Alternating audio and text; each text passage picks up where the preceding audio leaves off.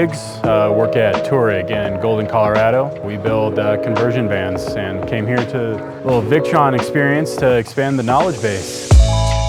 It was good to know how the parts integrate with each other. You know, there's a lot of different devices that can be used in a lot of different applications, so getting familiar with how the devices are used really helped figure out the right system for the right person.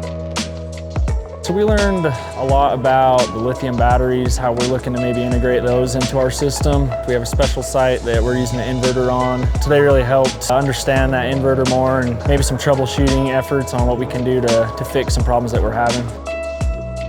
Hands-on training for me is more applicable to my learning experience. I'm a very visual learner, very hands-on.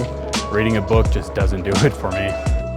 If you're considering signing up for this program, I think it's really good. It showed me exactly how to set stuff up. We walked through how to troubleshoot various problems, so I think this was a very valuable program.